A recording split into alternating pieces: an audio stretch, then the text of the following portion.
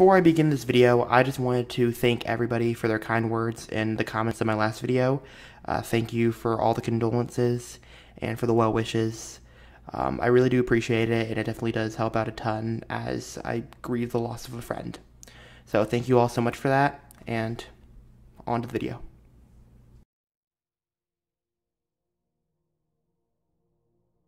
In honor of Disability Pride Month, celebrated every July to commemorate the anniversary of the passage of the Americans with Disabilities Act of 1990, I wanted to take a look at one of the most prominent issues the disabled community faces in the U.S., and that is overpolicing. While the nation has seen a resurgence of the Black Lives Matter movement over the past several years in response to the killings of unarmed black people at the hands of police officers, it is equally as important to recognize the fact that disabled people face similar violence from those who are supposed to protect and serve.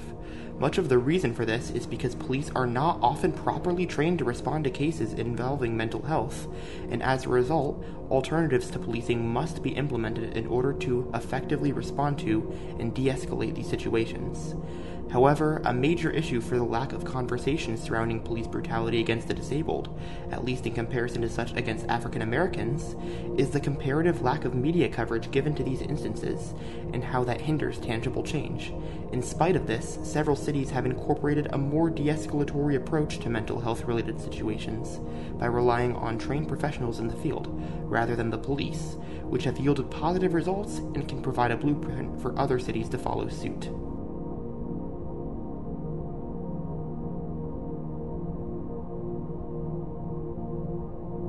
Instances of police brutality against African Americans and instances of such against those with disabilities are almost interchangeable, in the sense that both demographic groups are disproportionately targeted by law enforcement in comparison to how much of the American population they make up.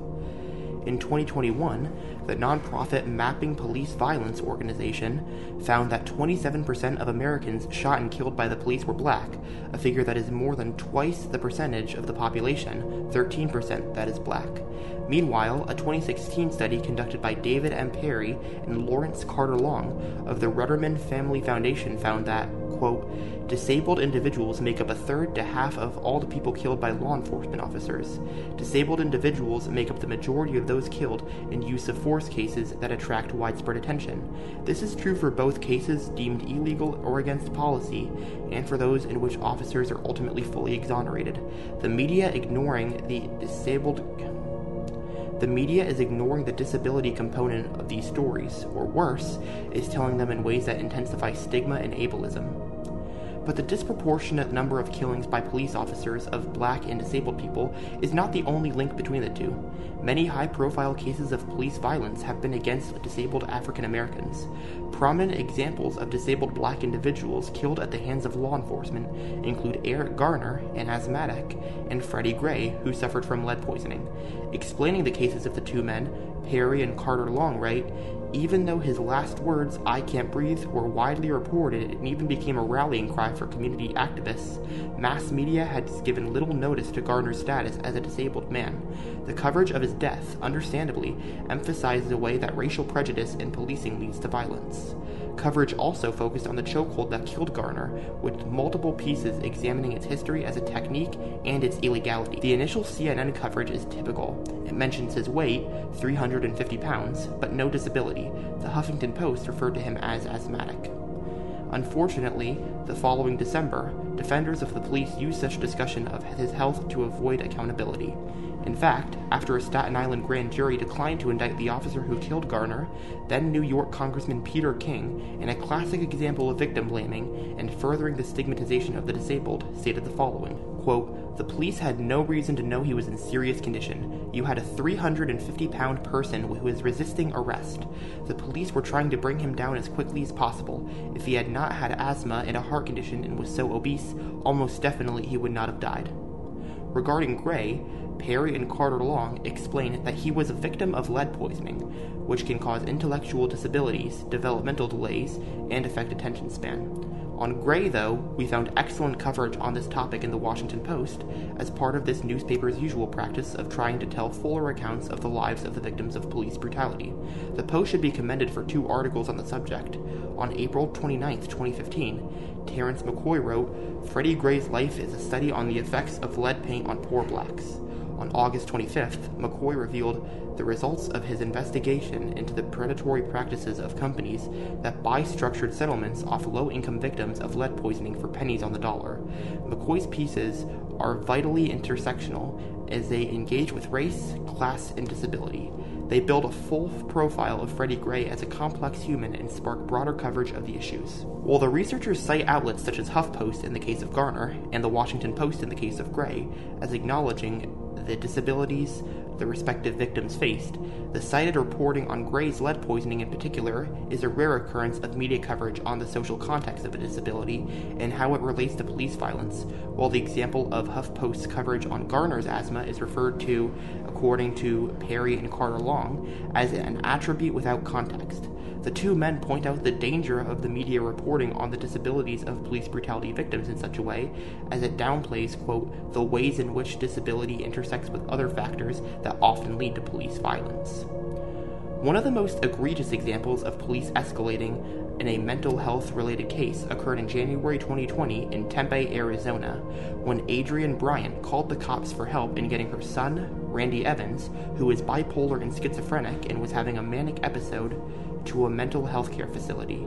However, as the dispatcher erroneously reported the name as Raymond instead of Randy, the police believed that they were dealing with an armed felon. As a result, they arrived at Bryant's apartment with riot shields and rifles, quickly escalating the situation. Despite the mistaken identity of the subject of the call, as well as the different circumstances surrounding the call than what were reported by the dispatcher, Sylvia Moore, the chief of police, defended the department's actions in this case, believing that they responded appropriately in the situation. While this may seem like an extreme example of law enforcement's failure to conduct a mental health check, it does not change the fact that police officers are by and large not equipped to effectively handle such situations without some escalation. According to the Police Executive Research Forum, the median amount of time police academies spend on de-escalation and crisis intervention training is a mere 8 hours, far less than the median of 58 hours that academies spend on firearm training. While other research has found that officers are required 40 hours of crisis intervention training, that is still far below the minimum of 275 hours that is required to become a certified crisis intervention counselor. This fact, along with research from the Treatment Advocacy Center concluding that people with untreated mental illnesses are 16 times more likely to be killed by a police officer, goes to show that the lack of proper training for police is not the issue, but rather that they are simply not fit to respond to mental health calls, and alternatives must be implemented for situations such as these. One city that has employed an alternative to policing in dealing with mental health cases is Eugene, Oregon. The city has established a program called Crisis Assistance Helping Out on the Streets, CAHOOTS, to respond to non-criminal 911 calls. In each instance, a group of 2, one being a mental health crisis worker and the other being a paramedic, is sent to deal with the situation. The 3-decade program has led to measurably better and more de-escalatory outcomes than if police were to get involved in these events. In 2019, police backup was only required for 150 out of 24,000 cases responded to by CAHOOTS, a rate of less than 1%. The success of the program in Eugene has pushed several other cities to adopt alternative protocols to dealing with mental health issues. In New York City, a pilot program for the Behavioral Health Emergency Assistance Response Division, or BHERD, created in June 2021, yielded promising results, including a 13% increase in the number of people accepting help from the team compared with help from police officers. However, in spite of these positive developments, there is still an over-reliance on the police to respond to cases of mental health in the overwhelming majority of instances, and those in power are resistant to change on this issue. For instance, in California in 2020, Governor Gavin Newsom vetoed a bill that would have increased funding for community-based emergency response networks, allowing them to respond to mental health calls to 911. Newsom stated that, while he supported alternatives to policing, he disagreed with the specifics of the bill, which was supported by individuals whose loved ones were killed by law enforcement during a mental health crisis, criticizing in particular the fact that the state's Office of Emergency Services would be responsible for distributing funding for these networks. As it turns out, during his 2018 campaign for governor, Newsom received over $157,000 from police unions, the third most out of any candidate for office in the country that election cycle. In addition to the influence of police union money in politics, the existing over-reliance on policing is evidenced by the fact that, according to the American Civil Liberties Union, millions of school children attend a school with police, but no counselors, psychologists, social workers, etc., who would be far more equipped and better prepared to de-escalate a mental health case than cops would. In short, while the over-reliance on policing is still pervasive in America today, there are solutions and alternatives to such that can help de-escalate mental health situations, in contrast to their escalation that would likely occur if a law enforcement officer were present. It is important to be aware of these solutions, as well as the violence and brutality committed against the disabled community at the hands of law enforcement, as the media does not communicate these issues to the general public, often brushing off the disabilities of individuals killed by police or just giving it a passive mention. Furthermore, following organizations that seek to address the issue of police brutality against those with disabilities, such as the Black Disability Collective, helps to bring more visibility to the issue. The issue of racial injustice that the Black Lives Matter movement seeks to address often goes hand in hand with injustice against the disabled community, and it's time to recognize and appreciate that. Thank you all so much for watching. If you enjoyed, please do the usual: like, comment, subscribe, and if you can and are willing to, support me on Patreon down below. Check out related videos I have right over here, and I will see everybody soon. Peace out.